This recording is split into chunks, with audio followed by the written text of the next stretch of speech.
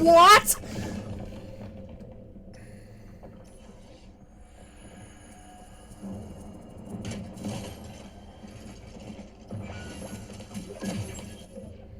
What was this?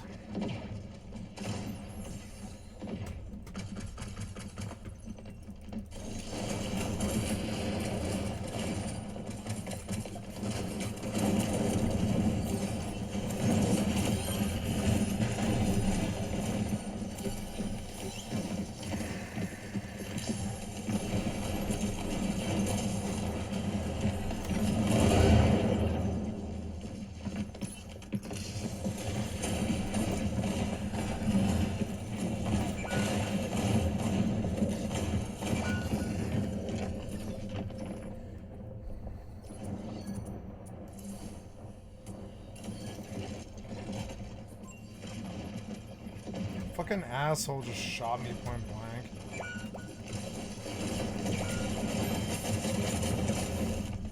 Fuck.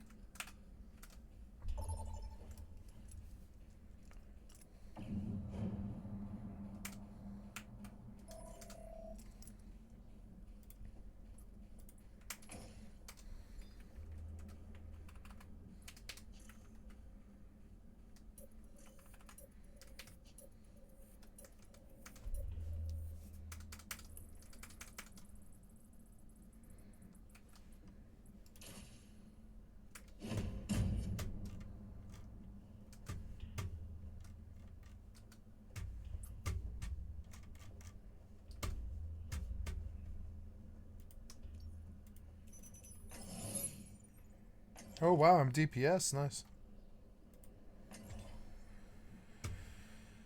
Okay, one of you guys sent me this video, and it is from a YouTuber by the name of Goated Sinrio, and it's specifically discussing the Elder Scrolls 6 situation, because the stakes have never been higher. People's expectations, honestly, I was gonna say have never been higher, but they might actually be at an all-time low point. And frankly, this is the saving grace of Starfield. It's why maybe right before this we did a segment on gaming conspiracy theories. Maybe, bear with me, go with me on this, maybe Starfield is actually a big brain like psyop where they built a game that was pretty underwhelming and called into question their own capabilities to lower the expectations for Elder Scrolls 6 so that when they come in and they achieve Elder Scrolls 6 and it's really amazing, people are blown away even more. Maybe Starfield is all just supposed... No, it's definitely not. But wouldn't that be kind of at least a little comforting that they meant to make it kind of mediocre? I don't know, but I have said previously, I think the saving grace for Starfield is actually that it lowered expectations for Elder Scrolls 6. Because I think going into Elder Scrolls 6 pre-Starfield, there's no way they could ever live up to Take that, Citizen Drone. Fuck you. Zero chance, especially because it looks like they're going to be launching next day Mission 4. And let's just be honest with ourselves. Like, I think we all know which game is going to look more impressive. You know, I think we all kind of have a sneaking suspicion, dare I say. So this, I do think, you know, could allow them to come in with Elder Scrolls 6 with lower expectations and actually kind of surpass some of those expectations. But let's be honest, I also think that the hype machine is going to go into absolute overdrive once Todd gets on stage. I mean, it's going to happen. It's just going to happen. Todd's going to get on stage to talk about, we have new castle technology that allows us to have 16 times the detail. in all of our bricks and mortar. And, you know, I don't know what this is. This is also, you know, because We're aiming for a controversial 7 out of 10. and we're gonna achieve that no matter what. Even if But something's wrong with the game. Something's wrong we're with the still gonna game. do it. Because ultimately our goal was. We're aiming for a controversial 7 out of 10. So I think that they actually could pull this off. I think they could pull off a game Controversial that's like 7 out of pretty 10. good. And as long as expectations aren't crazy high, people will still be happy about it and have a good time with it. But I think the hype machine is going to be absolutely out of this world. And so I'll go up to that. Because I'm going to have to make a lot of videos of like, calm yourself down. Calm yourself down. Let's be reasonable, okay? The last few games have been pretty mediocre. Fuck I was hope we correct this? that. I'm sure there's going to be weird things that we have to kind of debunk as we go through this, and I'll have people trying to God cancel me damn for it. it again. Like we literally, I won't go into details, but we literally had somebody hack into our local server trying to get access to Starfield footage when Starfield was coming. We had somebody SWAT us and make comments suggesting that their motivation was tied to Starfield and that Luke should stop talking badly about Starfield and some other things. So like there's a lot. There's a lot. Okay? So I'm kind of braced for the next Bethesda game because maybe he was just doing it, the person that was doing that was just doing it for the memes of like stop bad-mouthing Starfield. I thought it was funny. But either way, it's concerning. It's not great. So I'm sure when we talk about Elder Scrolls 6, I'll increase security.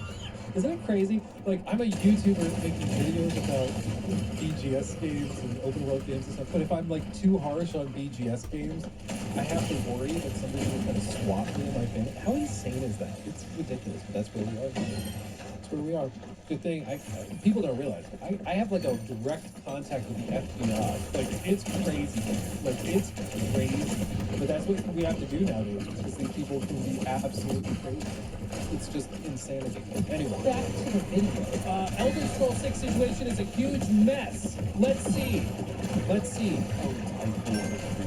It was, if they could, they would. Now, usually this is the kind of line you hear tossed around on a lunch break with the ladies gossiping about their husbands that they absolutely hate, but I see it more fitting for Bethesda at this point in time. I did just make that comparison, yes. Bethesda could make the Elder Scrolls 6 a masterpiece if they truly wanted to. They've had the time, over a decade since Skyrim's 2011 release. They've got the money, $7.5 billion from the Microsoft acquisition in 2021, and they have assembled an incredible team of talent from seasoned designers to actual modders who kept their games alive. Couple of little things. For one, the $7.5 billion to be acquired, that goes to the owners and the stakeholders. So there's that. I understand what he's saying though. Clearly Microsoft values that $7.5 billion, so Microsoft will fund whatever they need to make the game. That's true. So maybe I'm just being pedantic and nitpicky. But it's not like they got a $7.5 billion cash infusion for making games. That went to the owners of ZeniMax, and ZeniMax owned ZeniMax Online, ZeniMax Productions, they owned ZeniMax, or they owned Bethesda Softworks. I say, go which owns all Moko. these You other actually killed studios. somebody. So it wasn't like it all just went to Bethesda Games Not Studios. just me. Beyond that, I also think that it's perhaps fallacious to assume that if they wanted to, they could. Because it's often more complicated than that, right? Like everybody who's a YouTuber wants to make a viral video that does 5 million views. But it's not, like if it was easy, everybody would do it. It's not just a matter of willpower, it's also a matter of capability, it's a matter of resources, and sometimes luck as well. Perhaps the better framing for it would be if they wanted to like really listen to actionable fan feedback, if they wanted to really push the boundary, make changes, and respond to feedback in that positive way, they could, but they have chosen not to. I do agree with the latter point that they have amazing talent at BGS. They have phenomenal talent with decades of experience. That is without a doubt true. My frustration with Bethesda is that they have, I think, largely ignored key pieces of fan feedback for so long that now they may be too far gone. Like, concerns over writing quality, concerns over even little things like dialogue and POTG, bitch! what their engine is capable of. Those have largely been ignored for so long that I think now they're in too deep. I think they've built the entire writing staff around Emil Pagliarulo, and I just don't think he's personally. I'm sure he's a phenomenally nice guy, and he's very smart, and I'm sure he's a great guy. Like, this is not personal. I'm just going off of the writing stuff that I've seen him do. I don't think he's capable of creating the stories that people want out of these games.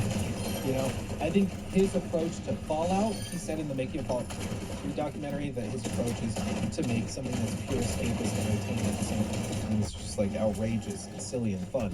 And that works in Fallout 3 in 2008. I think in 2025, going in 2026, people have different expectations. And I just think that it's not the kind of game that he makes. And instead of listening to their feedback and being like, oh, you want a Fallout game with like New Vegas writing, and you want an Elder Scrolls with more inspiration taken from The Witcher. Okay. Instead of listening to that and working to respond to that, they're just doubling down on everything they've done before, and then some of their old habits are just rearing their heads more and more, like in the case of doubling down. They got it back. I don't know, man. We'll see. Like so all of this, I know we're only 37 seconds in, but I just want to lay the groundwork at the outset that I think that it's not always just a matter of will, it's a matter of capabilities. And I do think Bethesda is capable in this case of delivering maybe not a masterpiece, but definitely something much, much better than their batting average has been for the last decade or so, I think. Sneaky Pickle says, yeah, Pete Hines right out said that last week that BGS is not the same company anymore. Yeah, well, whenever a company gets acquired by a multi-billion-dollar corporation, things change. They have to. I mean, you can't run a small company that's got, like, I don't know how big BGS is now, because it's got multiple studios, but it's maybe like 800 people across everything. They've gotten, like, you can't run that company the same way you did once a multi-trillion-dollar company comes in and decides to buy you out. There's different standards, there's all sorts of stuff that changes. And I think that they've largely struggled with adjusting to that new way of life, as has been demonstrated by the kind of lackluster release schedule and amount of content. The fact that they spent a year on Shattered Space is shocking. It's shocking. Because it was so lacking, but it shows that there's a real lack of agility and dynamism within BGS, which is also something we've talked about many other times. The GDC interview or a speech and keynote by Will Shen and the other gentleman, I don't recall his name, both former Bethesda Game Studios employees who left after Starfield, and they had a lot of interesting little reveals, like when Will Shen said that he spent hours and hours and hours doing things like making tutorials on the toolkit for the creation engine, which is insane. Like, you have one of your senior developers,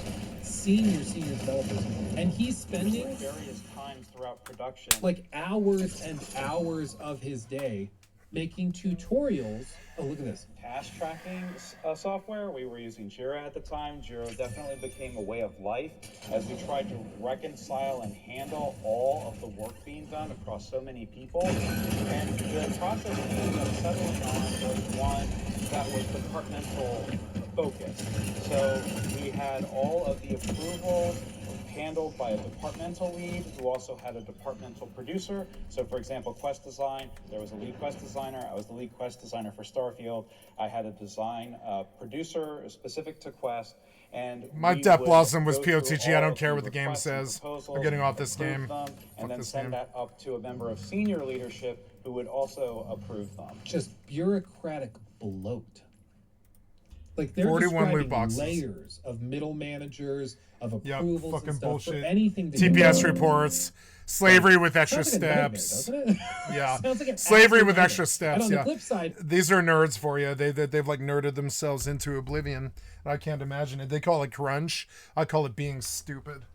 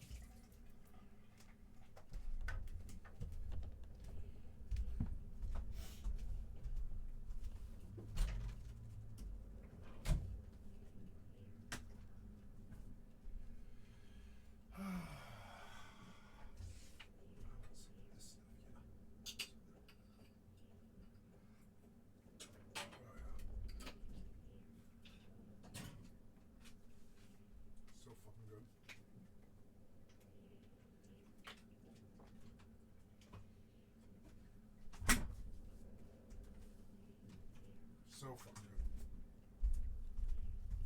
Oops. Sorry, kitty. It's 11 o'clock, and guess what time? Guess what time, kitty?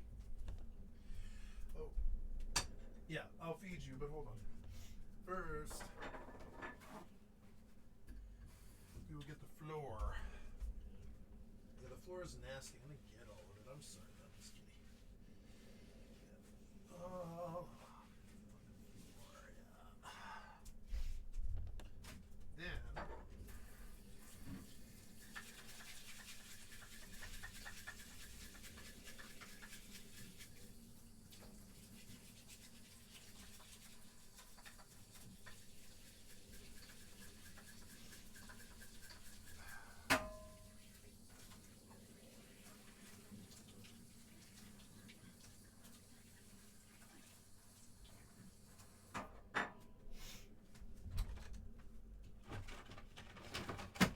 Oops. Yeah, it's a lot of cans of food for you, kitty.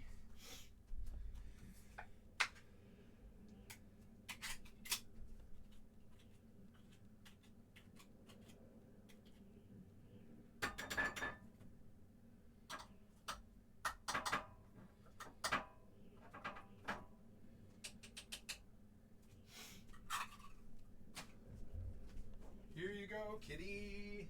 Enjoy.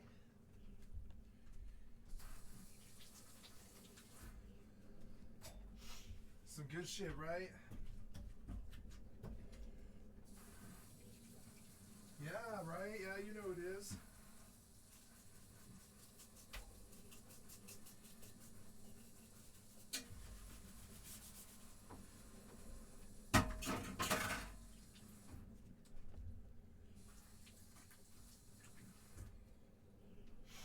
Yeah, pretty good. You like that stuff? All right.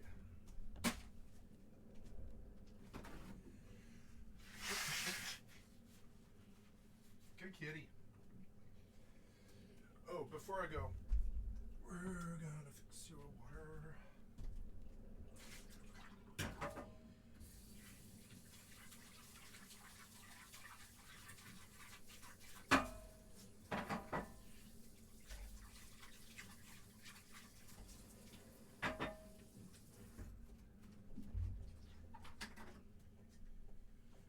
Let's do this first.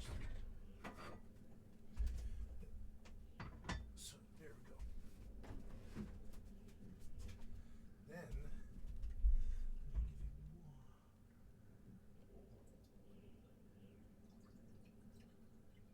yeah, this is me giving you water, kitty. Come on, excuse me, kitty.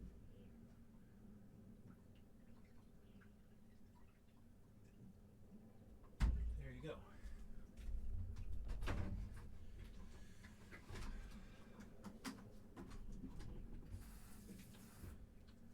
It's good, right? Enjoy. I love you. Okay. Sorry about that. I had to feed my cat. It's 11 o'clock. Time to feed the cat.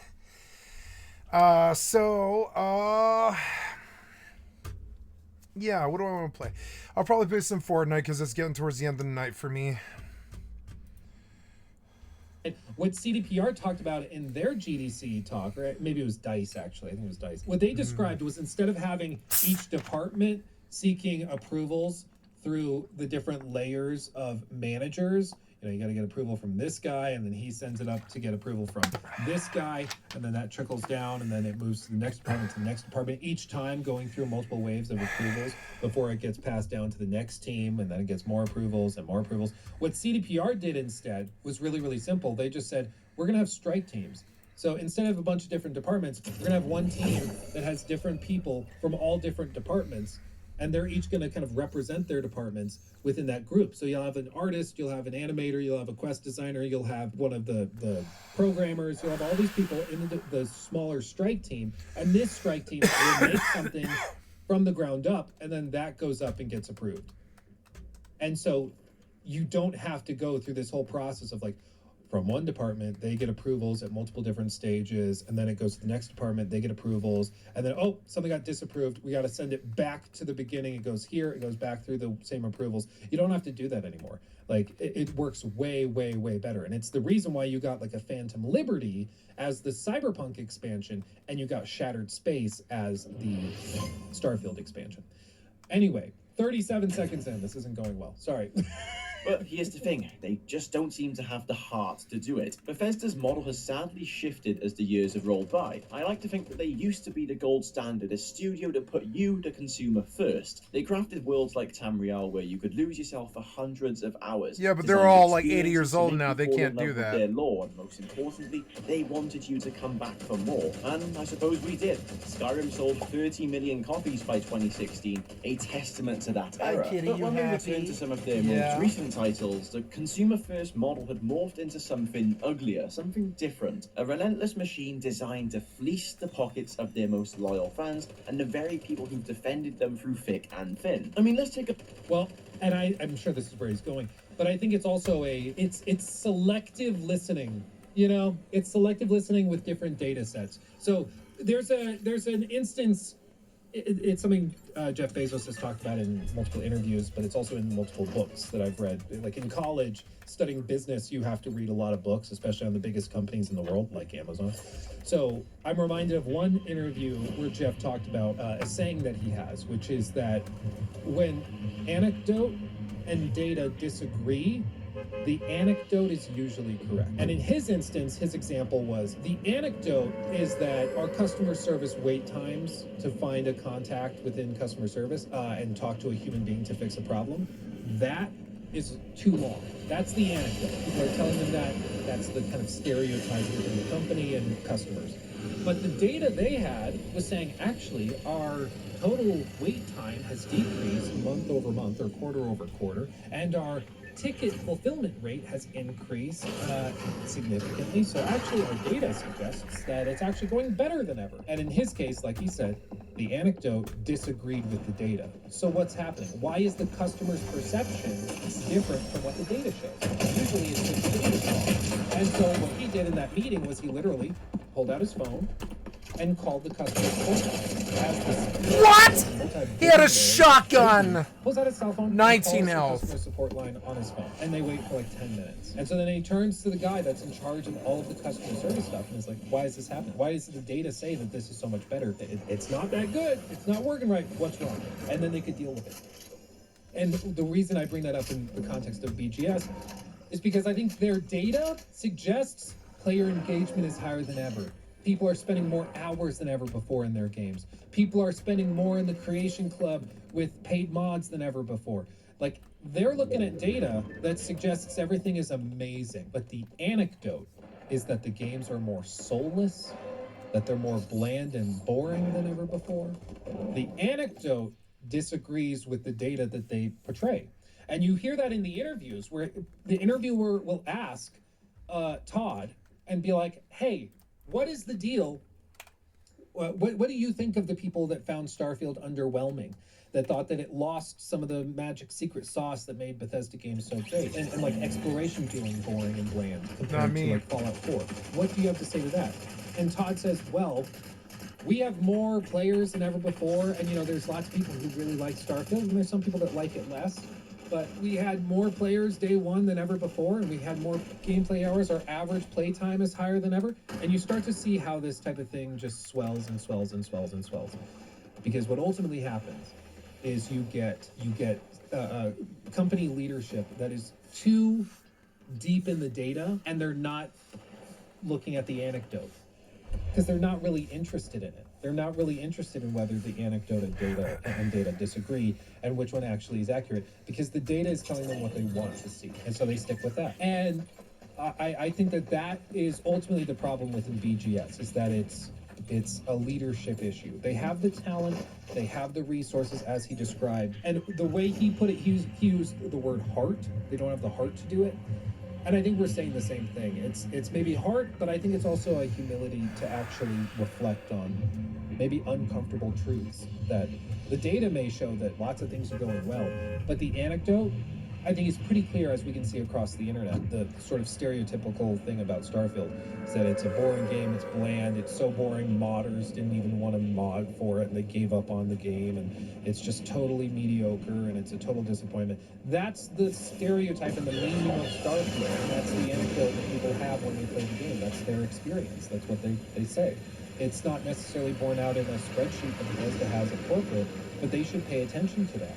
And so long as they ignore it intentionally because they have a spreadsheet that they claim disagrees with it, I think they're not going to make any improvements whatsoever. Because again, just like Jeff Bezos brought up, usually when the anecdote and the data disagrees, the anecdote is right. And in the case of Bethesda, they just refuse to even engage with that conversation at all. Take a look at their last 3 releases as a bit of evidence. Fallout 4 in 2015 introduced paid mods, a move that sparked absolute outrage, turning a once creative community into a cash cow. Then came Fallout 76 in 2018, a live service game so riddled with bugs where they pushed all sorts of nonsense on you, from cosmetic items to buying your own private servers. And then you have the holy Starfield in 2023, where Bethesda introduced a very selfless feature where we're able to pay them money for them to provide us with quests. Paid quests. So given the direction Bethesda is clearly heading,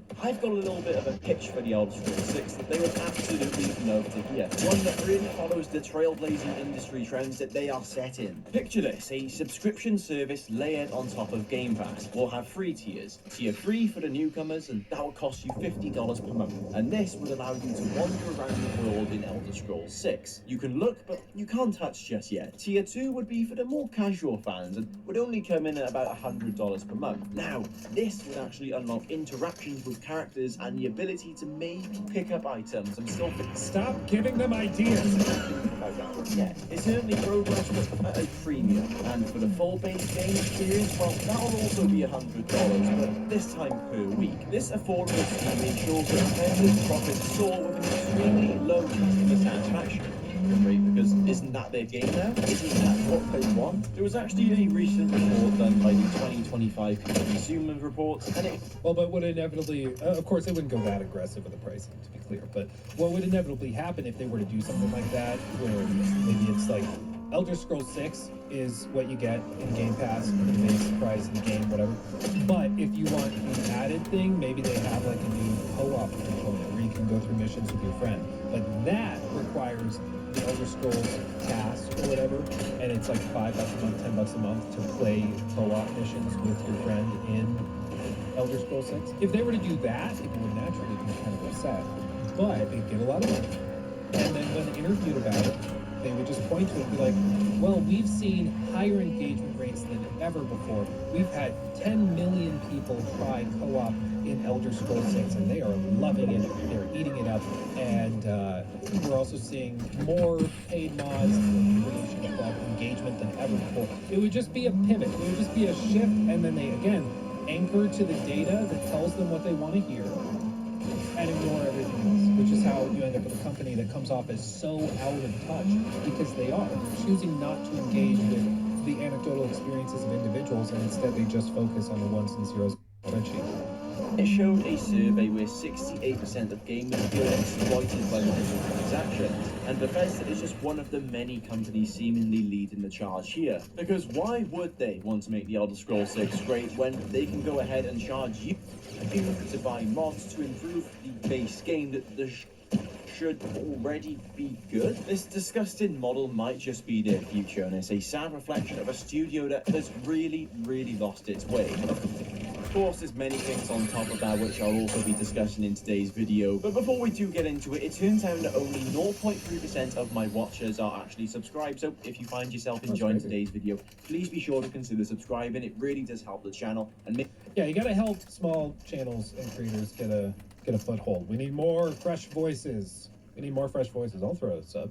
Hell yeah. With this, it's also important to just remember that our idea of Bethesda is not necessarily how they view themselves anymore, okay?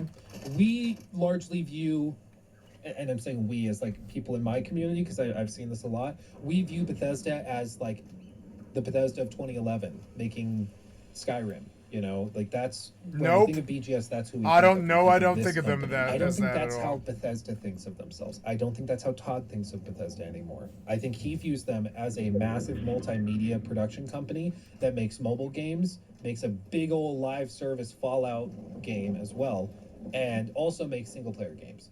But he views it very much differently than we do.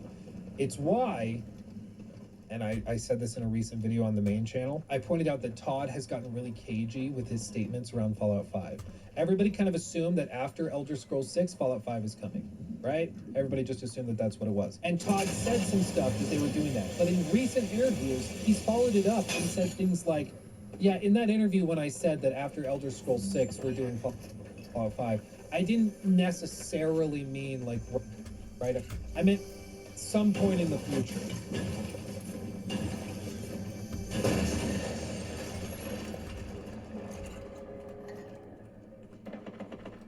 If it were right after, I would think they would just say that. They had no problem saying Elder Scrolls 6 was right after Starfield. Why do they not want to say that Fallout 5 is right after Elder Scrolls 6? Cersei, I think you may be right. Think of it. Think of it. What has Bethesda tried to do with every one of their major IP? Establish a live service offering to hold players over and generate revenue with that IP between major single player releases. They have an Elder Scrolls online. They have a Fallout online that's doing better than ever after the show. They don't have a Starfield. There is a non-zero probability that after Elder Scrolls 6, they may try to do a Starfield. And I know people do, but there's no way. I don't want this to happen, okay? Why else would he get real cagey all of a sudden? Walking back Fallout 5 discussions. Why would he still be so insistent that Starfield is part of the 3 core pillars of Bethesda? He says that Starfield is right up next to Elder Scrolls and Fallout. Again, don't look at it the way you want to look at it. Look at it the way Todd looks at it, the way Emil looks at it. They think Starfield was baller, dude. They think it was awesome. They see no problem. Just saying. We'll see. We'll see. I don't know. Oh, No Man's Sky. Which is why I think it's so. And it might change, who knows, it might shift and change. Maybe the project they're putting between Elder Scrolls 6 and Fallout 5 is something totally different. Maybe they're going to do another mini Elder Scrolls game. Maybe they're going to do their own version of Elder Scrolls but online, because they're going to like phase out ESO. Maybe they're going to do like Elder Scrolls 76, and it's going to be like a Elder Scrolls 6 with stuff like that. Maybe that's what they're doing. I don't know. We'll see. We'll see. But I do think that there's going to be something between Elder Scrolls 6 and Fallout 5, which I think almost certainly locks in the idea that Fallout 5 doesn't come until after 20 years between Fallout 5 or Fallout 4 and Fallout 5. Anyway, continuing on. Make sure to hype this video if you enjoyed it. One of the main factors in this downward spiral for Bethesda was really the acquisition with Microsoft. And hear me out on this. They've been working for Microsoft ever since the acquisition whispers even started swirling. And it's events that began long before this $7.5 billion deal officially closed on March 9th, 2021. I like to think of it beginning all the way back in 2018 with the Elder Scrolls 6 teaser. The trailer, those 30 seconds of breathtaking landscapes and a promise of an epic adventure wasn't just a treat for fans eagerly awaiting. I think it was more a calculated move to actually twerk for Microsoft. It was designed to impress them. Those takeover plans weren't like that. And I'm thinking that this was going to really seal the deal. It was a strategic. I made a video back in, I think it was 2019 or 2020, where I predicted that ZeniMax was going to sell to Microsoft. And I remember when the deal was announced, like all my mentions and comments were filled with, oh my god, who got it right? It did not take a genius. I'm not like a super genius at all. I just noticed the company is run by the same people they've always been run by. That leadership hasn't changed. And yet, all of a sudden, Bethesda's getting really, they're pumping out live services, pumping out all of these announcements for everything they have on their docket. It's almost like they want to appear as a very valuable company to a prospective buyer. Where did all And those sure guns enough, go? Where'd they all were dropping go? everything they had to make sure that they could look I as need appealing ammo, as they damn possibly could to the buyer, which ended up being Microsoft. Microsoft came in, bought him up for the max Where did price, all of his and, ammo go? Oh, he was leaving. Okay. Then, you know, rest of this. But yeah, without a doubt, I think it definitely was.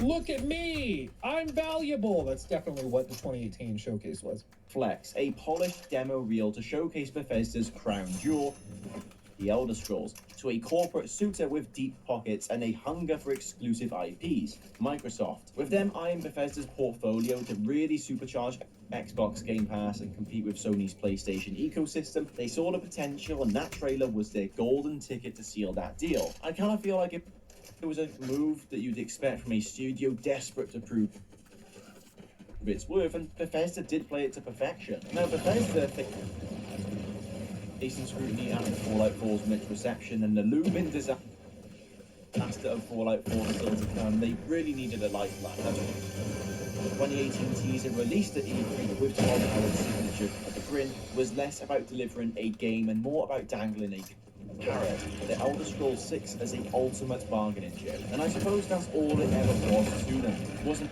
really a game, it wasn't an experience they were going to give us, it was just that ace that they had in their sleeve that they wanted to impress the people around them, not the people who enjoy their games. Microsoft... I think there were interviews at the time, or that came out years later about the time, where Todd said that they basically had the one sheet, like they knew what they wanted to do with Elder Scrolls 6, but it was not like, you know, the sizzle reel. It's not like this was in the engine, you know. This was a cinematic designed to give a feeling. And it's really common in development that they'll make something that is like, what do they call it? There's an actual name for it. Not key art, there's something else. But it's basically supposed to be the emotional anchor. It's the thing that you can kind of put on your wall and you glance at it and go, that's what we're making. It gives you a feeling, a sense of direction, right? And that's basically what they were trying to do here. And so, I mean, I'm sure we'll get something that looks kind of similar to this, but it's not quite the same. But yeah, I think that this was very, very early on, and it was, again, something that was pretty much directed probably by Robert Altman and the upper management at ZeniMax, because they were like, you need to get ready, like, because we're going to sell, so we need to show everything we've got to really excite our potential buyer, because it sounds like Microsoft might have bid for us. Get in there. Thank you, Steelbones. Starfield 76. Remember those empty planets we used to fill out the core casing of populated planets? Get ready, well, we solved it by dropping the populated planets. It's up for the player as a new age spacer to make their own. Yeah. I mean, I think it's probably more likely that they do Elder Scrolls 6 online. Elder Scrolls, as they call it, together. But sort of like the next generation ESO, but it's made by Bethesda and it's in-house, and it's basically Elder Scrolls Online, but made by Bethesda and maybe more narrative. I don't know, because I'm also, this is tied to this, the reason why I think this is likely for Elder Scrolls Online specifically. A lot of people are like, well, they're already doing ESO through ZeniMax. Yes, ZeniMax Online Entertainment makes ESO. ZeniMax Online Entertainment also recently unionized. And what is one thing Microsoft really doesn't like? Unions. In fact, when they just laid off hundreds of people back in June, one of the common threads was that a lot of the layoffs occurred at teams and groups that either had just unionized or were currently negotiating their union deals with Microsoft. So I don't think it's out of the realm of possibility that Microsoft could be like, ESO is kind of winding down. BGS wants to do their own online thing.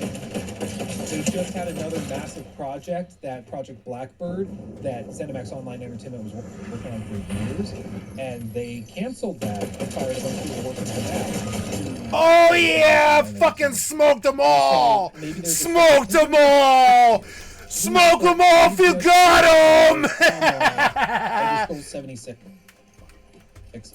And we let ESO kind of fade out. I smoked them all, bitch. Like, I think oh that's yeah. actually quite likely, unfortunately. I smoked them It's all. just the reality that Microsoft doesn't tend to keep companies that have very strong, forceful unions around for very long, unless they are very performant and generating a lot of money. BGS has several unions at play across their studios in different degrees. There's like different unions depending on where you are and what department you're working in and stuff. But I think they are performant. I think they make the money that they're get on. So I think that's the exception. Anyway, continuing on. People around them, not the people who enjoy their games. Microsoft know, and especially Bethesda know, that no matter how the Elder Scrolls 6 is in terms of the gameplay, if it pushes the boundaries that it should, it doesn't matter. Everyone knows it's going to sell, and it's going to sell very well. When you attach the Elder Scrolls franchise to any sort of game, it's going to get numbers. And when you put the most anticipated RPG maybe ever after GTA 6 up on the market, yeah, people are going to play it. No matter. Again, nitpicking. GTA, not really an RPG, but that's what you mean. Like open world game, adventure game. Yeah. My headphones are dying, I'm gonna swap the batteries. But it's like, again, I agree that BGS 5 down, 5 up. Wish me luck. 5 down, 5 up. Wish me luck.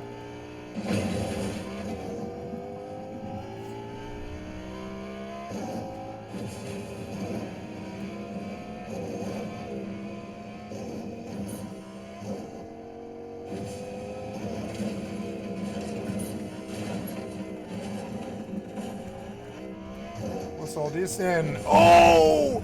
Please tell me I killed him. Nope. Oh, that time I killed him.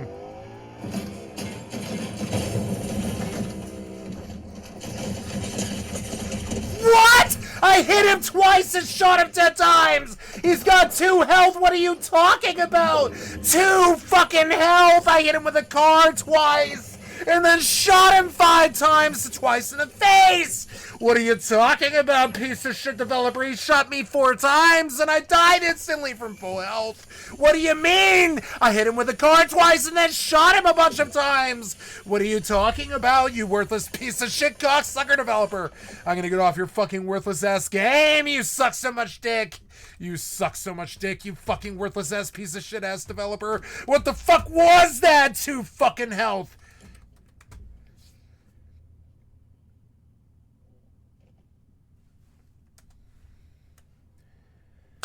Ah, developers, you're so fucking bad at what you fucking do. How many times do I have to shove a car up a guy's fucking ass and shoot him with a gold weapon before I kill him, you fucking piece of shit cock-sucking assholes? What the fuck's wrong with you? You ruined the fucking experience with your terrible damage calculation.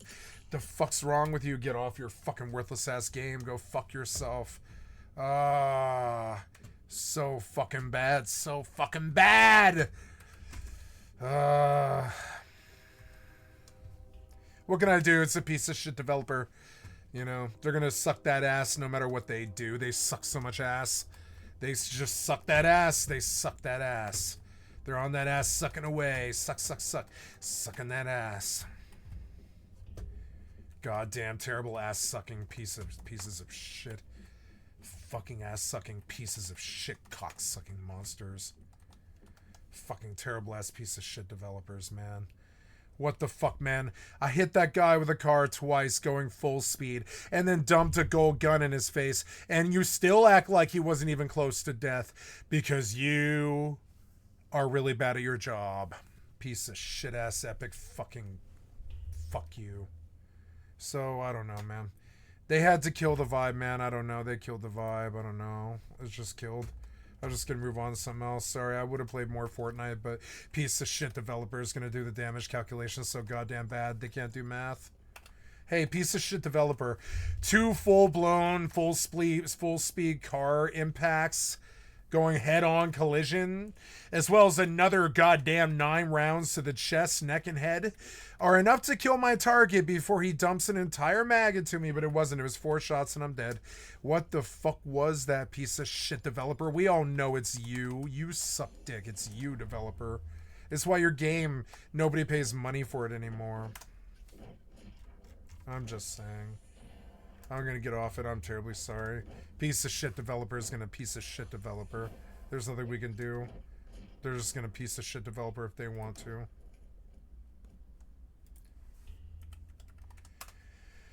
Just kind of curious about that. 16 is on this. 16 is on this, but that's the only one. Fucking Final Fantasy 16, huh? Oof. I was just curious. Yeah,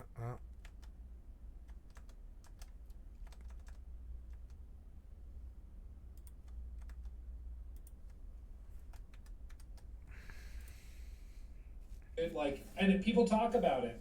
People talk about it a lot. Even when the games are kind of mediocre, people talk about them. I can still make a video on Starfield, and a lot of people will tune into it because they like BGS as a studio. They want to play their games, and they want them to make the kind of games that they like. Yep. It's just unfortunate that it's been a while since they made a game that lived up to their reputation or their potential, I guess. You know, I do agree that their name carries a lot of weight. I think after Starfield, it carries a lot less weight, but it still carries weight, for sure. Let's continue.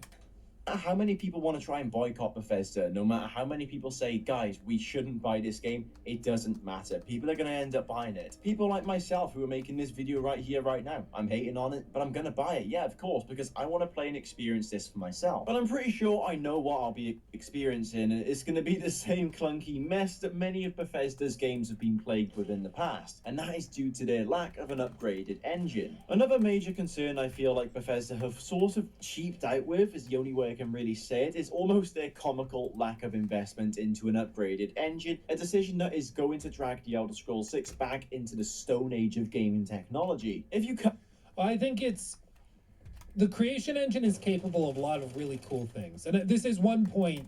I'm not saying that this creator is you know saying this. I'm saying I've heard this elsewhere. Go to Sinra. I'm not saying that he's saying this, but I've heard people say that the creation engine is like totally antiquated and totally useless and should be immediately abandoned.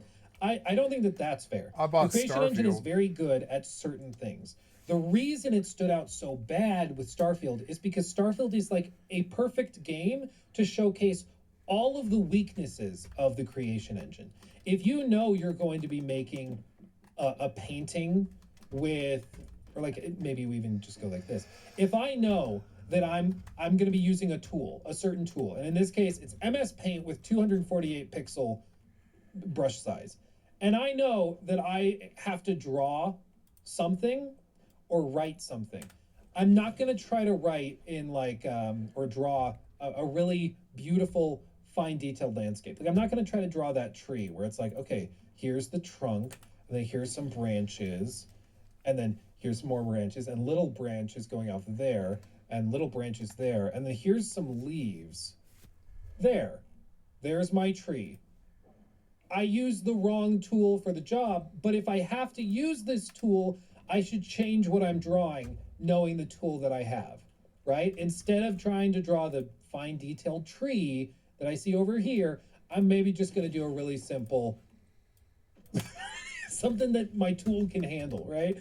Because if you're locked into the tool and you can't change the tool, you should adjust what you're making so the tool is more appropriate for the job. My problem with Starfield is that they were forced to use the Creation Engine toolkit because they didn't have a choice, and they happened to design it in a way where it just perfectly exemplified everything wrong with the Creation Engine. It's not good at loading stuff quickly. It's not good at massive environments that are fully dynamic. You can't stream directly from one area to the next. You have to have individual instances, and it all goes back to how the core engine works with how they calculate floats and everything. Like, it just doesn't work the way you need it to work for something like a space exploration game that's seamless. It just doesn't work that way. So if they wanted to have it do well, they should have not tried to do 1,000 planets. They shouldn't have had it broken up with so many load screens, because it just doesn't frame the game well. That being said, I do think with Elder Scrolls 6, those problems will be much less noticeable. Yes, you'll probably still have to go into a load screen when you enter into a building like this. I think you'll load into the building, open the door, loads in, you're inside the building. I don't think that's a huge deal. Does it look outdated compared to what like CDPR is going to do with The Witcher 4? Almost certainly. But I don't think it's that big of a deal compared to Starfield, where literally every 20 seconds you were loading if you were trying to get to an objective marker. You're like, oh, I gotta go into here, load. Get off the ship, load. Go into the city, load. Go to the next district in the city, load screen. You go into the building, load screen. Oh, he's in the room in the back of the building. Go in there, load screen. And then I gotta get back to my ship. So I have to load every which way, or I have to fast travel back over. I don't think it'll be that big of a deal with an Elder Scrolls 6 if they design it similarly to Starfield. So I think it'll be less jarring.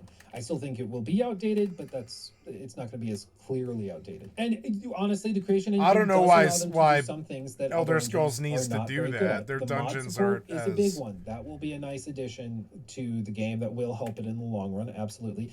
And other things, just simply like Complex. the physics sim and complex NPC interactions, that can be really, really nice as well. So I think the engine issue is less severe with Elder Scrolls 6 compared to Starfield, but it definitely will be a point of contention and frustration, especially because this is almost certainly launching within like 9 months of Witcher 4, if current timelines stick, which would be crazy. Because again, like, it sounds like they are phrasing it internally that they are using Creation Engine 2 for Elder Scrolls 6, meaning they're using the same tools they used for Starfield. And some upgrades and improvements will be made for sure, but it's not like a total overhaul. They described the overhaul from Fallout 76 to Starfield as an overhaul. That's why they put the 2 next to it, Creation Engine 2, even though it's the same engine, it's just got some new bells and whistles. With this, it seems like they're just using the Starfield toolkit, so it's not going to be like a total overhaul compared to what we're going to see with, with Witcher 4, which I think will be much more crazy. Hopefully not a stutter fest, but we'll see about that. Cut through this entire PR spin, this isn't some noble gesture to empower the community. It is a cost-saving tactic that lets modders do Bethesda's work for them, turning their games into Frankenstein's monsters held together by duct tape and goodwill. Now, the Creation Engine was originally cobbled together for the Elder Scrolls Morrowind in 2002, for Oblivion in 2006, Skyrim in 2011, Fallout 4 in 2015, and Starfield in 2023. That is a relic that creaks under modern demands. Clunky physics that send NPCs flying, dated lighting that look like a 2000s filter, and those infamous loading screens that interrupted Starfield's space immersion, with 10-second blackouts when you go from planet to planet. A far cry from No Man's Sky's seamless transition between all of their planets. The neglect isn't necessarily just lazy, but I do feel it's a deliberate choice to coast on nostalgia as well. It's a decision that could doom the Elder Scrolls 6 to irrelevance, because they believe that their creation engine is quirky and derpy, and that's the way they like it. Now, to understand how bad it really is, I want to... Well, I think it's a sentiment I've heard from like defenders of like Starfield, the 3 of them that there are, but I have heard people describe it as, if you're playing a space exploration game and your biggest problem are load screens, then you were never going to like the game anyways. Fair. But I would say that that's indicative of how mediocre the rest of the game is, that it can be spoiled by load screens. Because if the writing were phenomenal, if the art direction were stellar, if the world building were captivating, we would all look the other way with the load screens. I really do believe that. I think if the rest of the game were phenomenal, the load screens would have still impact. It would still be problematic for exploration, but I think it wouldn't be anywhere near a big deal. The problem for Starfield is that everything else is so mediocre that you kind of go back and rely on the exploration to save the experience. But then even the exploration, the one thing BGS has always been really good at, the exploration is lackluster and mediocre, in large part because of the technical restrictions and the load screens and everything. So, like, again, the engine isn't a one, like, it's not a panacea. It's not just like, oh, we fixed it, we got a new engine. It doesn't work that way. It's way more complicated than that. They have to do a lot more work than just engine stuff to make Elder Scrolls 6 what people want it to be. I compare it to the competition, that being Red Dead Redemption 2, for example. Now, they leveraged Rockstar's Rage engine to deliver photorealistic environments, think swaying grass, dynamic wildlife, and NPC routines that feel alive. As well as that, you have The Witcher 3 all the way back in 2015, and they use CDPR's Red engine to craft adaptive weather systems, lush forests, and interactive NPCs. Obviously, both of these games being older than Starfield by quite a few years now, and it really does help show the gap between Bethesda and other studios, the studios who actually invest in their games and want to spend money. And it's actually ironic how a company like CDPR can make far superior games to Bethesda and not push microtransactions onto their consumers. Like I previously said earlier, I feel like Bethesda sort of lie on this modders excuse, and it is the flimsiest part of their defense to keep the creation engine the way it is and not invest in it. For sure, mods have kept their games alive. Skyrim's modding community has logged over 1 billion downloads since 2011. This is a double-edged sword, however. Modders are essentially doing Bethesda's job, making their games better and more interactive than Bethesda ever could, adding content the studio should have included in the first place, quest lines that actually outshine vanilla versions of Bethesda's games. With this sort of mindset that you can go ahead and charge people for mods as well, the laziness suggests that the Elder Scrolls 6 is once again going to be leaning heavily on modders, once again using the excuse that people are just adding their own perspectives to the game, when in reality they're just fixing your game. Well, and there's different types of mods. My frustration is that, for one, if we break it up, there's like silly, stupid mods. Like, you remember the one we looked I still am scarred by it. The Stellar Blade mod, where this is real. You can look it up. I don't recommend it, but you can. We were on stream and looking at Stellar Blade mods. People were like, you should look it up. And like, literally, there was one where it replaces her hands with feet. I was like, y'all need Jesus. Like, somebody had to spend a lot of time doing that. So like, all the cutscenes, she's like, with her foot. It was like so upsetting. Anyway, like, some mods are stupid, silly mods like that, right? Not a big deal. People are gonna make them no matter what. Other mods are like actual technical enhancements or improvements. Like, even now, there's some mods for Borderlands 4, which already can do major improvements to performance, overhauling major components of it to make it run better. Or in the case of like Starfield or Fallout, things that fix performance or fix bugs in the game that have been around since launch, you know? And so they come in, they can do performance enhancements, engine overhauls to increase overall fidelity or decrease load times and stuff like that. So there's mods like that, which in an ideal world don't exist, right? If the game is polished and runs well, you shouldn't need modders to fix stuff. It should just run so well that you don't need it. You know, in an ideal world, those mods don't exist. And then there's also another kind of subset of mods, which are just pure content. And that's things like adding quest lines. That's things like adding new companions, new things like that, that you would maybe see in an expansion or something from the developer themselves, but modders will do it for free. Even though it's real substantive content, they don't make money on it. So what Bethesda realized they could do is that they could do the Creations Club, or Creations, I believe is what they call it now. And they could then charge money and frame it as though they are helping the modders get paid for this amazing work that they were doing anyways. So if you go to their page, you can see Creations. Wow. Creations. Popular now. All of these. The Observatory. Add to your bookmarks and buy in-game. Okay. But they have these things. So this one is one made by BGS themselves. Okay, added content that they're putting in. But even if we look at something made by somebody else, highest rated, this one is 100. So this is effectively $1. Okay, comic book style frames and textures for photo mode. So what they did is they put this in. You can spend $1 on it, and it's a mod. And Bethesda gets to say, we are helping modders and the little guy by allowing them to make money for their hard work modding the game. So really, we're doing the modders a favor. We're helping the little guy. But interestingly, they have not broken down publicly, as far as I've ever been able to find, and I talk about this a lot. They've never broken down clearly what the split is. When you spend 100 credits or whatever it is, so effectively $1, how much of that actually goes to the modder? What do you think? Because I did some digging.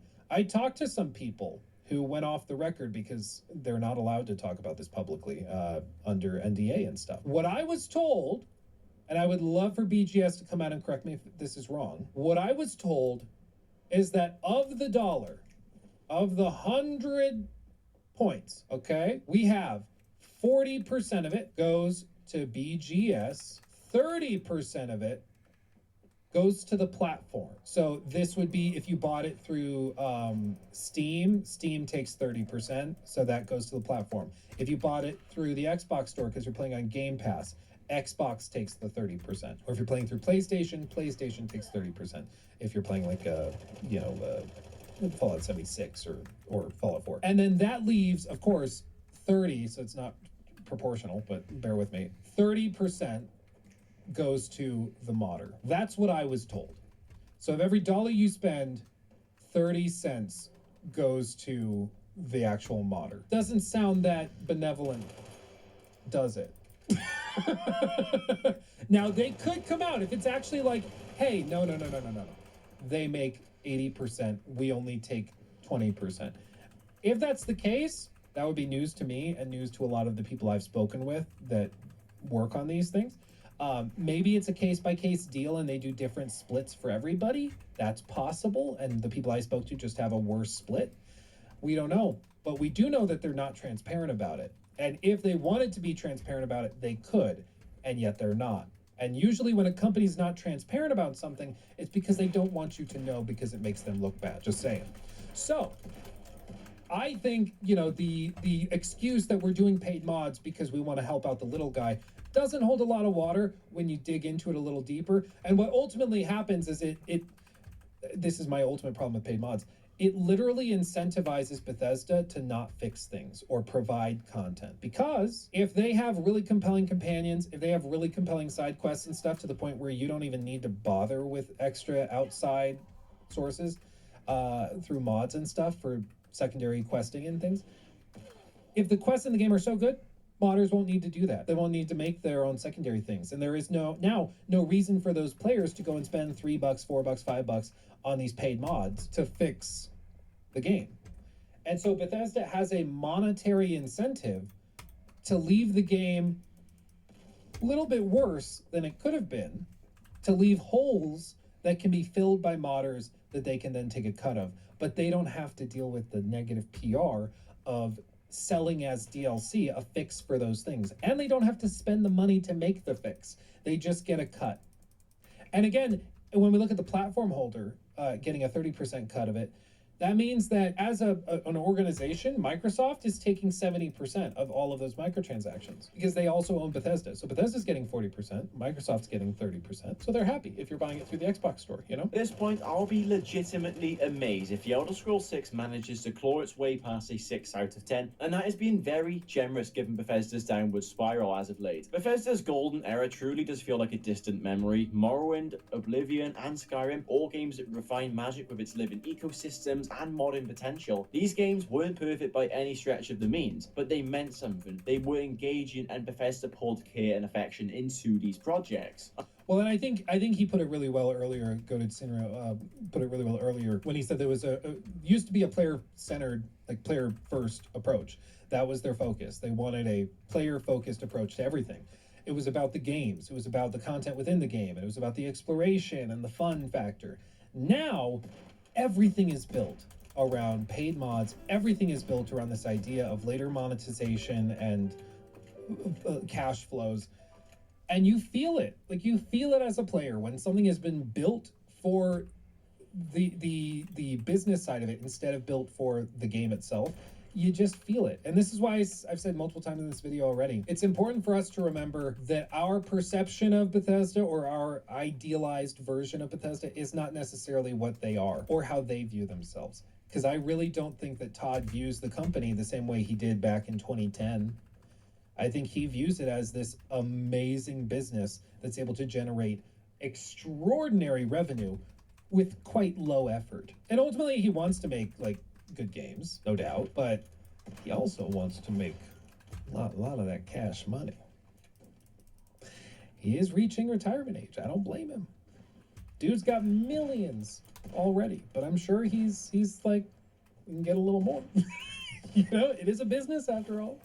unlike the corporate slop that we've been seeing as of late, especially with Starfield. I mean, the intended purpose of Starfield was clear. It was to demonstrate Bethesda's evolution, free of the constraints of Fallout or the Elder Scrolls, a brand new IP to show how innovative Bethesda could truly be. And yeah, they definitely showed us, well, something. If that something was a disjointed mess, they showed us that. It lacked the emotional weight of its competitors. Its story was nowhere near as good, even from their previous games, which weren't really that detailed either. And overall, it was just a total mess. That's what we've got to go off as of right now. That is the case study that we should reflect the Elder Scrolls 6 with, and unfortunately, it's not exactly the best of case studies, so you can understand why everyone is panicking so much. It may seem like all doom and gloom, and that's unfortunately because it is. We haven't got too much hope for Bethesda, and as a company, they're not exactly on the up. From a lack of innovation to just pure greed, I feel like Bethesda have lost a lot of fans, and they're only going to lose even more if they continue down this trajectory. But hey, as long as they're making money, who really cares? If the Elder Scrolls 6 does end up being a disappointment, then it doesn't matter all that much. We do have a lot of alternative games which will be coming out that I'm sure will fill that gap in our stomach that we've been craving in terms of RPG games. The ball is truly in their court at the moment, and what they go ahead and do with it will truly shape them for the years to come. Fingers crossed for a good outcome, but I just don't see that happening, unfortunately. But that's going to be all from me today. Hey. It's true, the balls are in their court. Todd, my balls are yours. Oh, God. See what he does with them. We'll see what he does with them. Good video from the one and only Goated Sinrio. I recommend that you go give him a sub. The video will be linked, of course, in the description box. I didn't like it. The clip of this. But overall, I mean, again, I think we all want what's best for Bethesda and for Elder Scrolls. And ultimately, the reason why we're able to talk about this so long, for years and years and years, is because at the end of the day, we're fans. At the end of the day, we want Elder Scrolls 6 to be great. We want Chili Willy. We want Chili Willy. Ignored for years, and I hope that they can actually react to that and respond to it, and we can make improvements based on it. But as we said at the top of this video, I've seen so many staple and telltale signs of like willing disregard for fan feedback that does not tell them what they want to hear. Like, even when Emil Pagliarulo responded to Shattered Space, the response was so negative to what he said that he literally deleted his X account and left to go to Blue Sky. Like, that's literally how you just stick your head in the dirt and don't make any progress. I would do the same, though. If you go to this post, this Reddit post, Emil Pagliarulo talks about the criticisms of Shattered Space. Your thoughts? You hit open. Doesn't exist.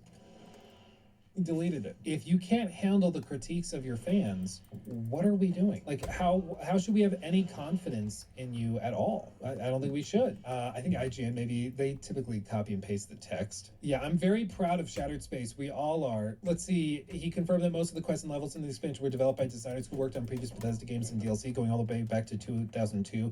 They're very good at what they do, and it shows. It was universally panned. Like, it was this is not like a hot take, panned, you know. Everybody thought it was garbage. If folks haven't played Shattered Space and they like Starfield, I think they're missing out. If folks played Shattered Space and still don't like it, that makes me sad, honestly. Just know that we've been hearing from a lot of people that love it. This is a prime example of what I was talking about earlier. It's selective listening. They're looking for feedback that they like, and then when they hear feedback they don't, it makes them sad and they ignore it. Like, that makes me sad. Shut up.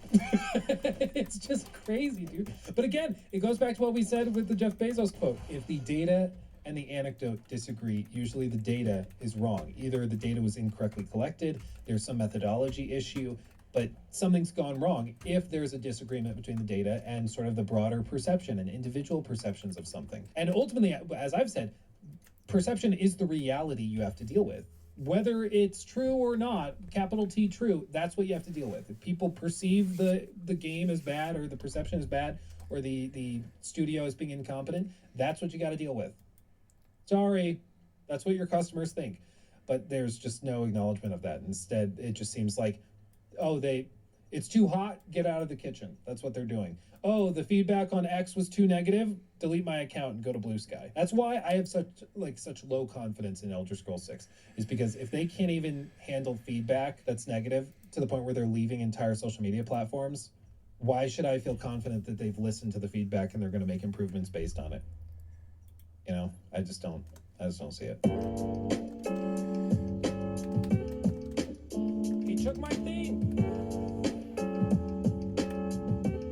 Red flag, red flag.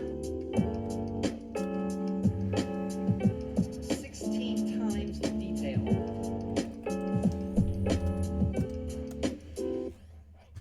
Just take a look at this reveal right here. Anyone would think this is a new Star Wars game or simply a game you've never heard of. Well, actually it's not. It's just an upcoming mod, but one of the most ambitious upcoming mod that ever existed. Star Wars Genesis is one of the most ambitious projects happening in gaming right now, and if you haven't heard of it yet, you're going to want to pay attention. This is a massive mod list for Starfield, but it's not just a handful of add-ons or cosmetic tweaks. This is a total conversion project that's trying to turn Starfield into a fully playable Star Wars experience.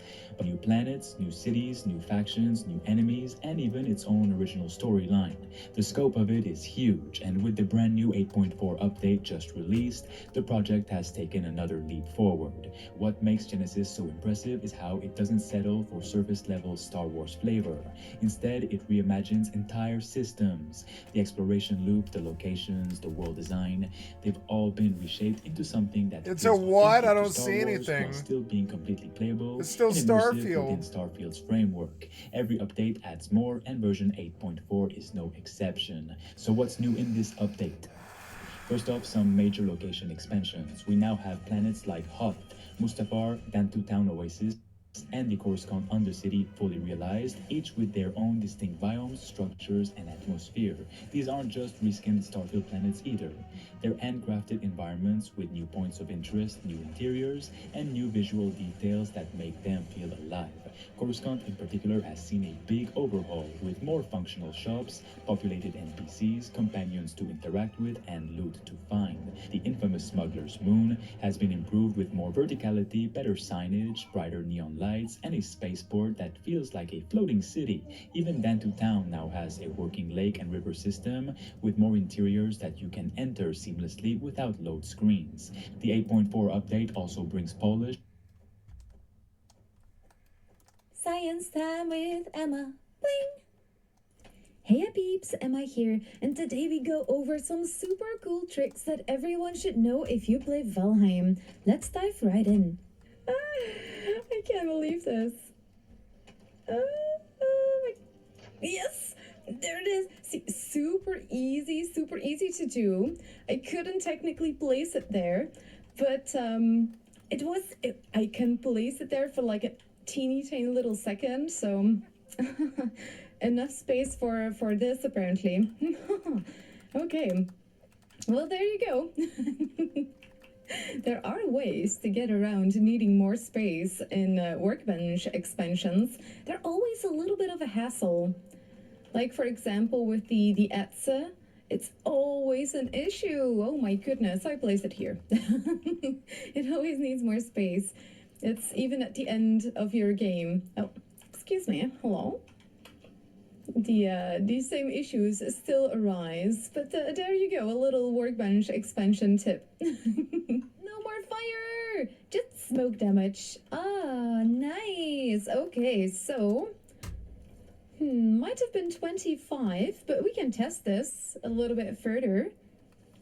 But just so you already know, if you have a high enough armor level, this little number you see right next to your shield when you open your inventory, and now I got like 26 armor. Earlier I had 24 armor.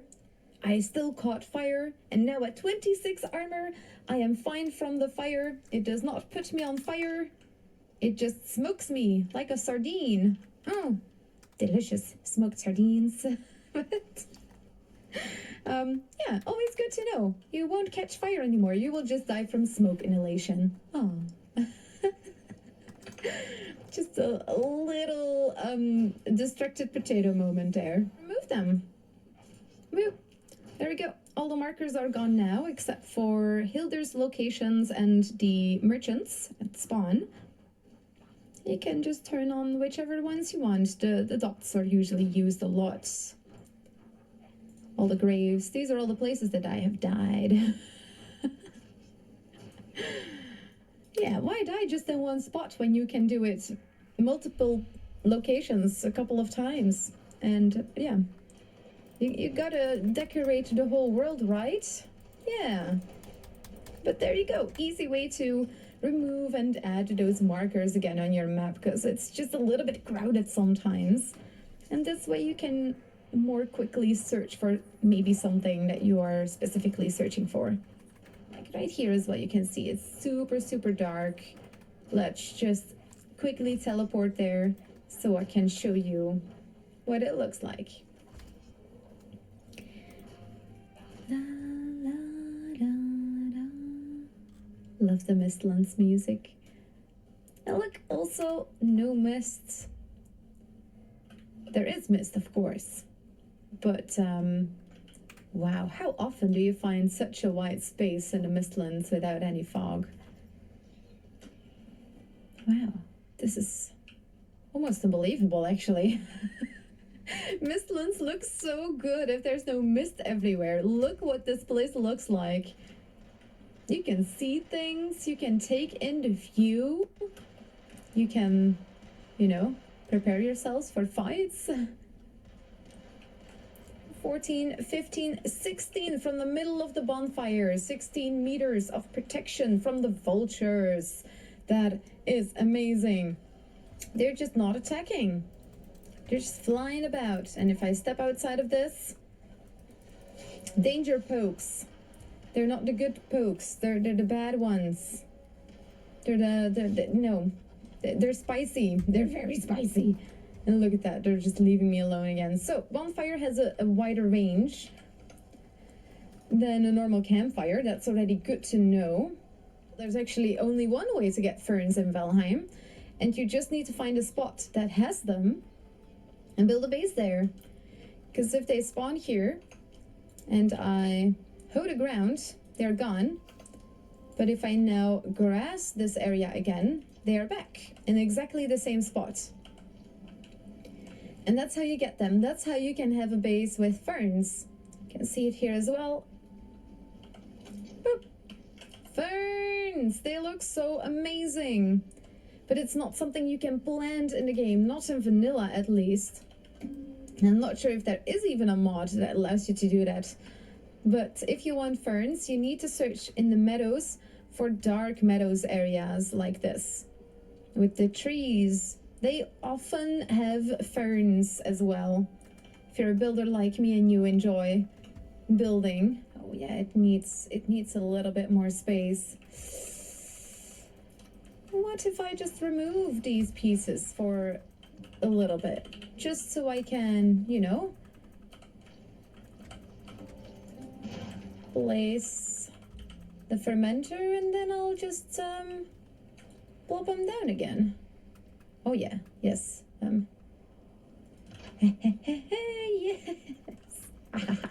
Yes. We will find a way. Best trick ever when you're building and you have like a compact house. Just remove a couple of wall pieces for a hot second and bada bing bada boom. Item placed, no problem. Nice, that works like a charm. For more Valheim shenanigans, be sure to check out this video and be sure to like and subscribe if you learned something new or if you enjoyed the vibe. Thank you so much for watching. You're absolutely amazing. Daggy.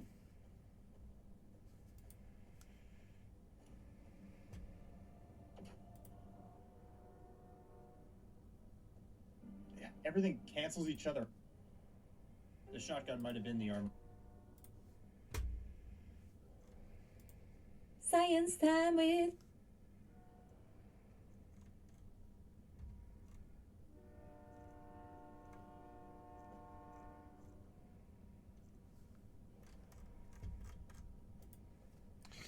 It's fun to do gaming content. I like it.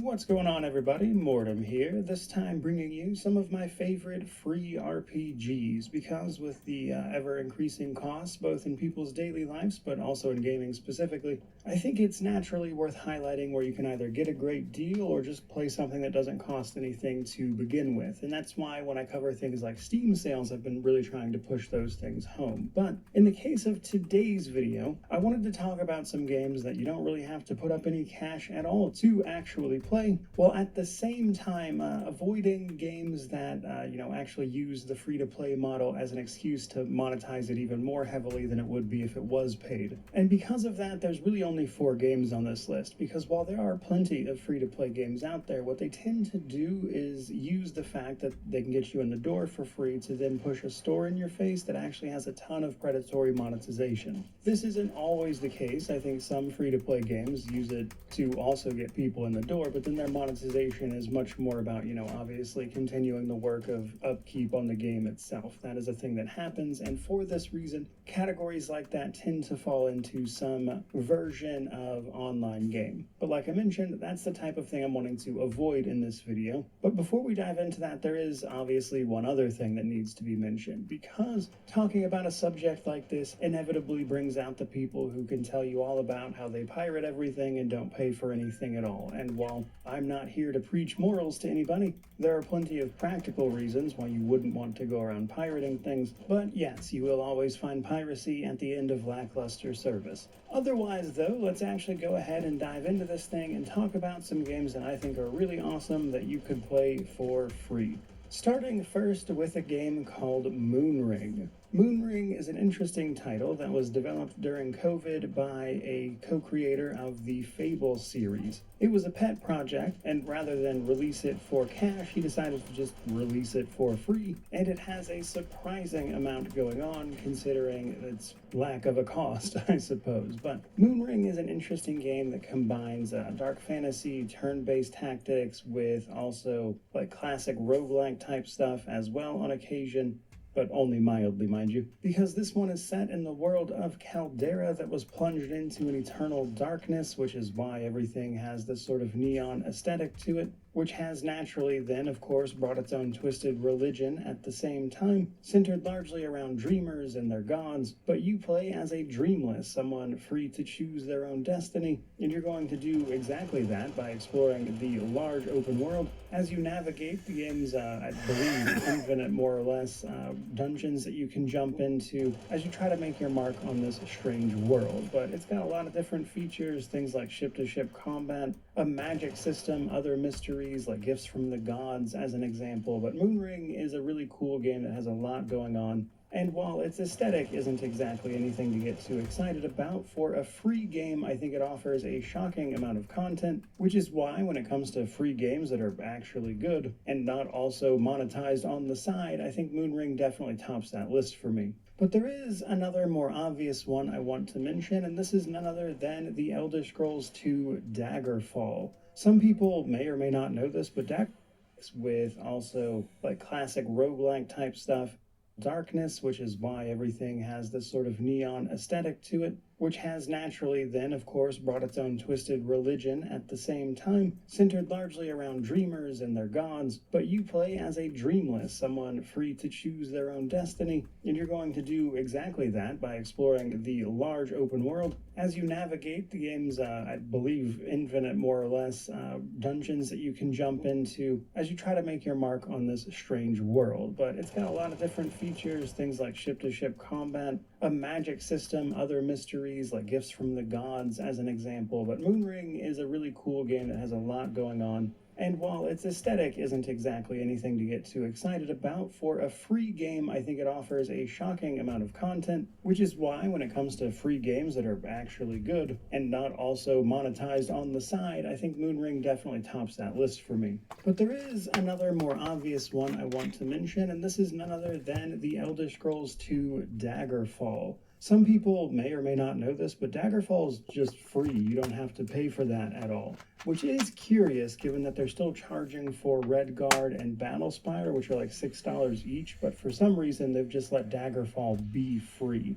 And what's crazy about that is that while Daggerfall on its own is probably not admittedly something people would want to bother with even for free, just because of all like the work and everything that would get into running it and whatnot. But the catch is, that's all pretty much been done for you via Daggerfall Unity. Basically, you can grab Daggerfall for free, install Daggerfall Unity, which is effectively like an engine replacement more or less, and then point it towards your installation of Daggerfall, and then pretty much be good to go. And there's even a whole host of other mods that are designed to work on top of that. And while yes, Daggerfall isn't exactly the prettiest game for some of us who still appreciate things like strange sprite-based graphics, I honestly do kind of enjoy it in its own way. But the crazy thing about Daggerfall, and why it's so easy to include on this list even beyond that stuff, is that it is an incredibly unique game that you could easily play for hundreds of hours across different characters if you really wanted to. Daggerfall does something that really no other game does, and its implementation of being something more akin to like a fantasy life simulator, where you can play out, thanks to the game's character creation, all these like incredibly specific character builds, and then watch them try to make their way through this impossibly large space. And while it's not perfect by any means,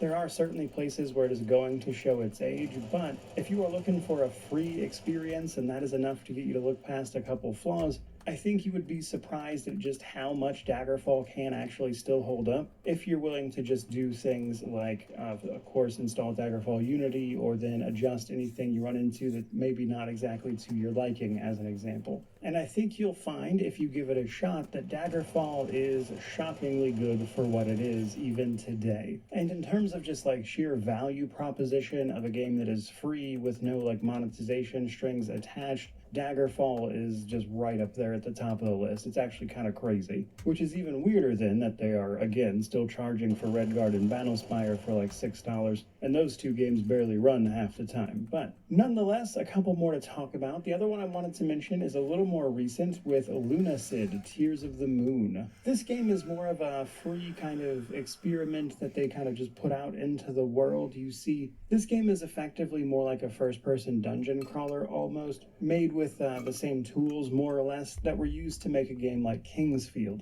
As a result, it's certainly a little janky in the sense that, especially if you're using the Steam release version of it, the keys can't be rebound and the PC controls for it are a little crazy, honestly. But to be fair, the game was made with tools designed for like the PS1 and PS2, so that's something I think the free-to-play price tag makes it easier to get over. But what's really cool about this game is that it is connected, of course, to the other, much more modern Lunacid, but in this one, there is a vision being granted to Calamus Cerulean of an apocalypse, more or less, and our job in this game is to do everything we can to forestall that, which we're going to do by running through dungeons, attacking everything we see, as we try to, I believe, put a great old one back to sleep was kind of the gist of it, so the apocalypse does not happen. And while the game is very purposefully kind of dated, I think it still has a lot of really cool atmosphere, a lot of fun gameplay in places, a lot of fun stuff to sort of figure out on your own, which will likely keep you entertained for probably, I don't know, 10 or so hours if you want to play through the entire thing. And for the grand price of free, I think it's a fun little adventure. And then last but not least,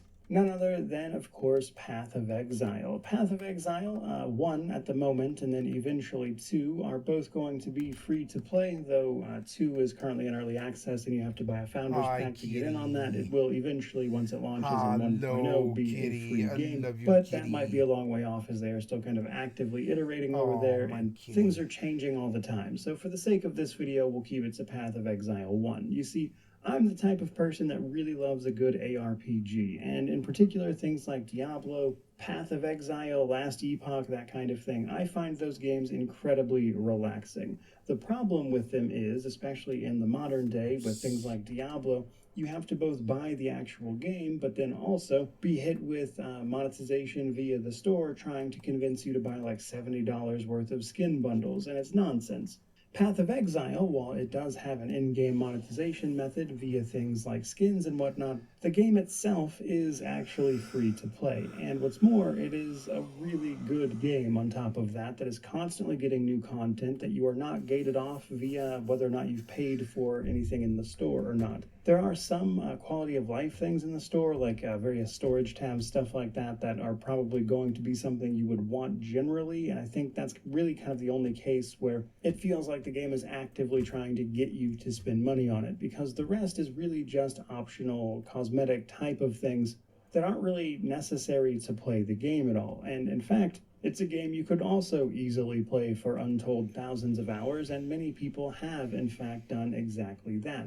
And really, my only kind of gripe about this game these days is that it is so content dense and intense with all the systems and everything that it requires a lot of effort to get into and play at a high level, which means it's really not an easy game to put down for a while and then come back to later. But even if you're not really interested in like a super sweaty end game, you can still spend a lot of time just running through the story and enjoying the gameplay mechanics before it gets to the end game, where it starts to get a little bit crazy in terms of everything you've got to keep up with and know. But in spite of that, I mean, just in terms of raw value, obviously Path of Exile being free and having all that content and free expansions over the years done in a way that does not heavily push you into paying for a bunch of stuff and trying to get you hooked on microtransactions and all that, I think Path of Exile has done a really great job in that regard. And while it remains to be seen if Path of Exile 2 can obviously follow up on that, we shall certainly find out one way or another. And while that is only 4 entries, that's really the only games I wanted to talk about personally. There are other free-to-play games I would say that I have played before and I don't think are necessarily bad or anything. They are, however, a little more like MMO-ish in nature, especially things like Guild Wars 2 or Star Wars The Old Republic, and while those games aren't technically free, they also hide a lot of, I would say, very necessary quality of life behind paid features that make it feel less free to play than it would like to proclaim that they are, which is why I'm going to go ahead and keep this at 4. But there are a few great RPGs that are free to play, and if you're up for it, can even provide, honestly, a great experience, which is why they're my favorites. But that said, I'd love to hear about some of your favorites down in the comments section below. This was a which cash grab naturally means video. to like, comment, subscribe, all that YouTube. Total nothing burger.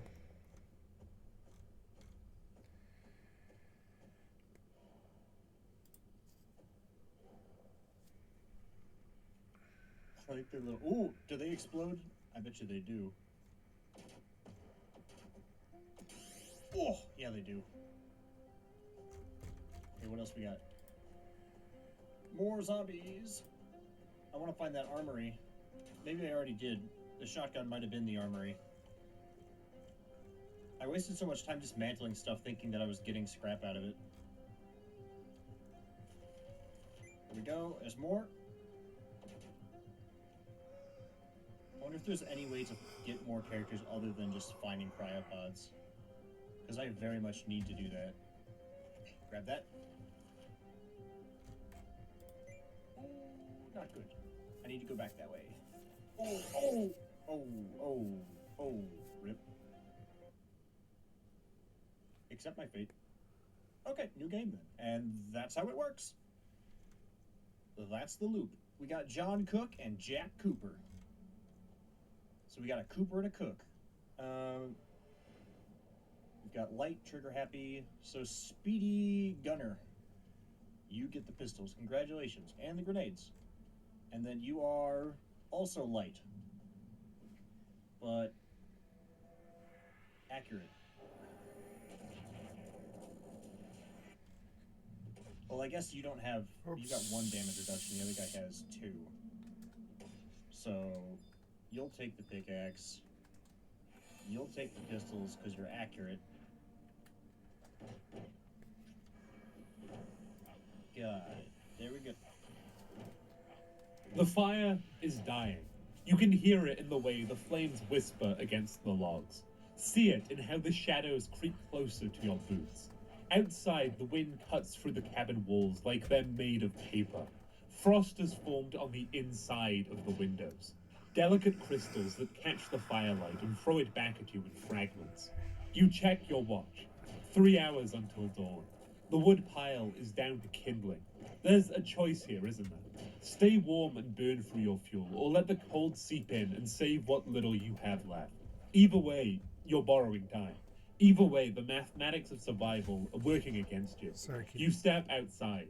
The wind hits like a physical thing, driving snow into your face until the world becomes nothing but white noise and numbness. Your breath turns to ice before it leaves your mouth.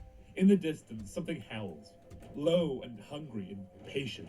No monsters here. No final boss waiting in some castle made of bone. Just hunger. Just cold. Just the patient, inexorable tick of a clock that only counts down. This is not a game about winning. This is about how long you can hold out before the cold takes you. Welcome to the Long Dark, and before we go any further, yes, there's a story mode.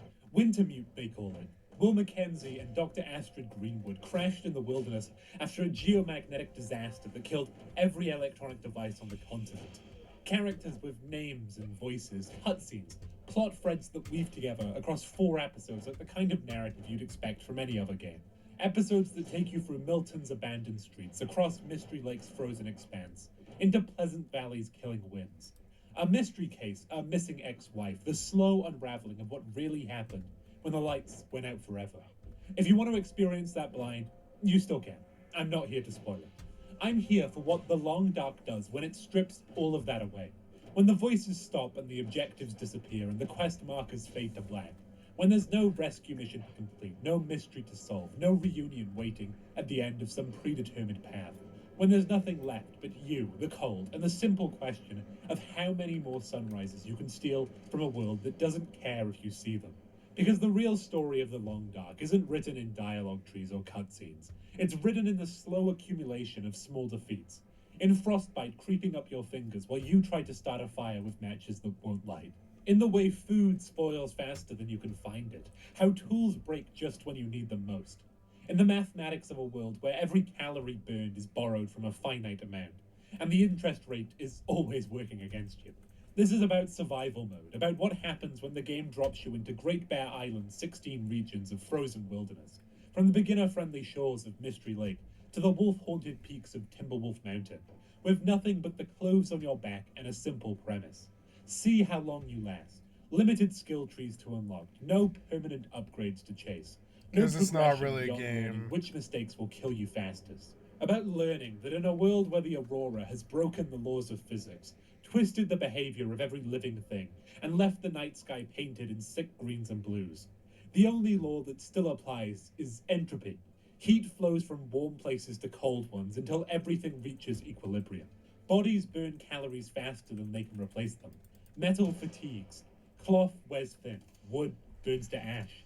Everything breaks down, everything runs out, and everything ends. The only question is how long you can make it last before the cold writes your name in the snow and moves on without you. Or something like that anyway. But before we, get into the video, make sure to smash that like button like you're breaking ice for fishing, and subscribe or I'll feed you to the wolves. Literally. And if you want to watch me freeze to death in real time whilst making increasingly poor decisions, I'm streaming this on Twitch. If you're watching when this drops, I'm probably live right now, getting mauled by a bear because I thought I could outrun it.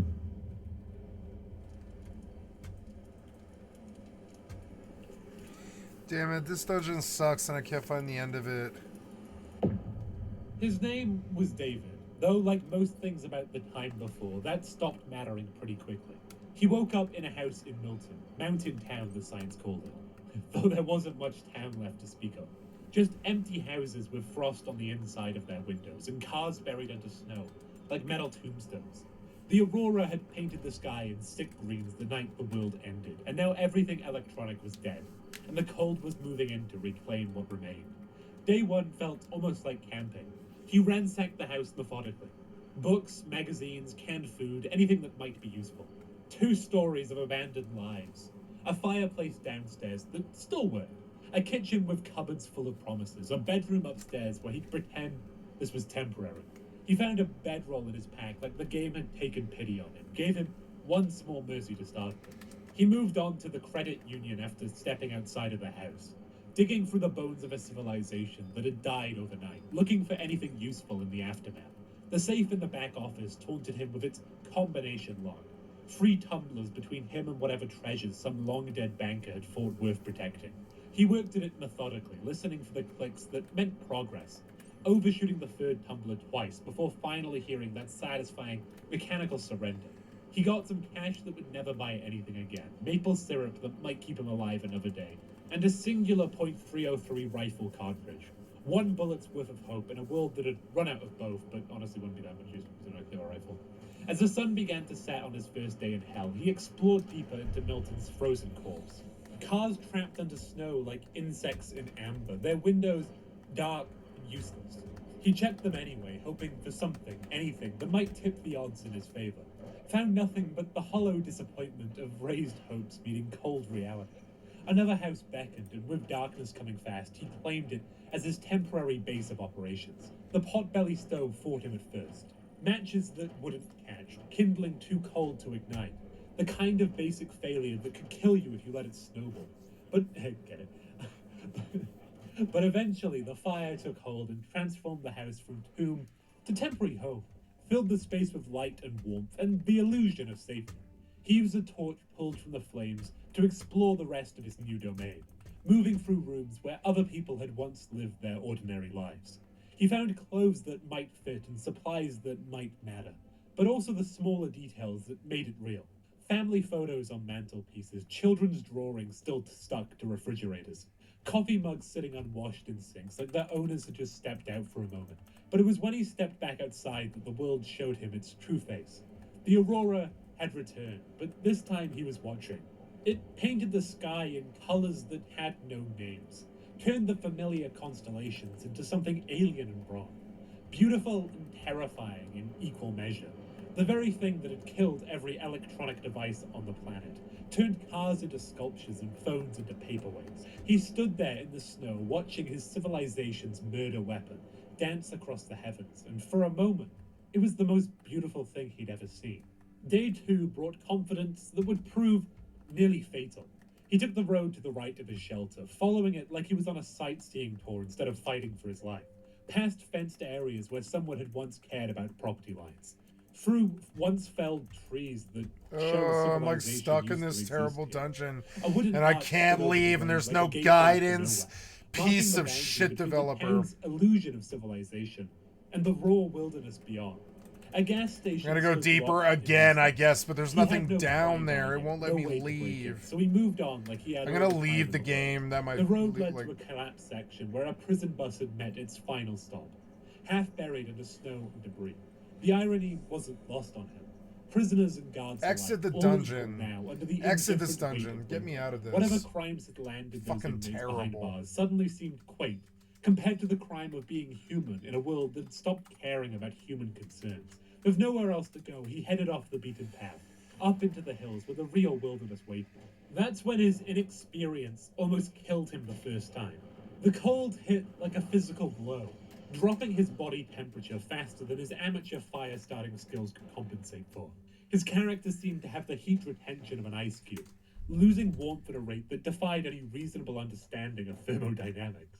He built a campfire with shaking hands, huddled around it like a primitive ancestor worshipping flame, and learned his first hard lesson about Great Bear Island. The cold doesn't wait for you to be ready. It doesn't care about your learning curve or your good intentions. It just takes what it wants, when it wants it. But the view from up there, Christ, the view was worth dying for. A whole valley spread out below like a promise written in white ink. Untouched wilderness stretching to horizons he couldn't even imagine. The wanderlust hit him then. That stupid human need to see what's over the next hill. To claim territory with your eyes, even when you can barely survive where you're standing. The moose found him whilst he was playing explorer. He heard the warning first, that low, primal sound that every mammal recognizes as run or die. But David was still thinking like a civilized human, still believed that being apex predator meant something in a world that had stopped caring about the food chain. The moose emerged from the tree line like something out of a nature documentary. Except this time, the camera wasn't safely hidden behind bulletproof glass. It charged before his brain could process. I like this guy, but it's boring.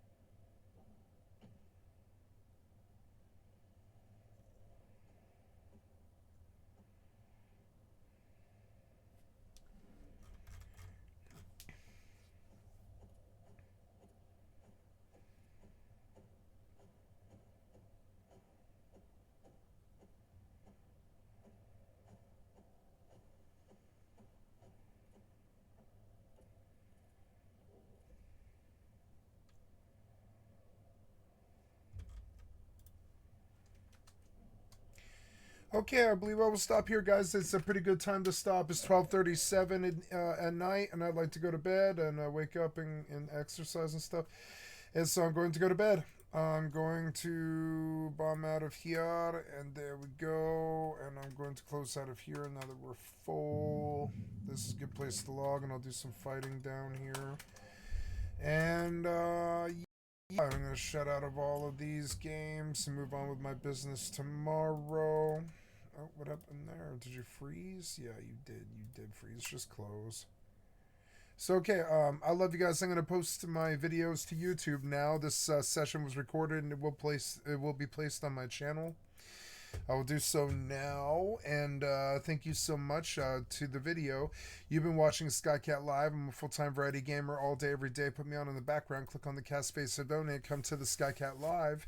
Give me a like. Skycat.live is my website, and come click on the cast space to donate. Come to the Twitch or YouTube. Give me a like, sub, or follow.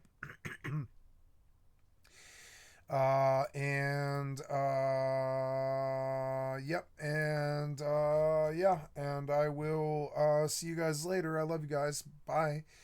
And we'll stop this video and I will place it on my channel.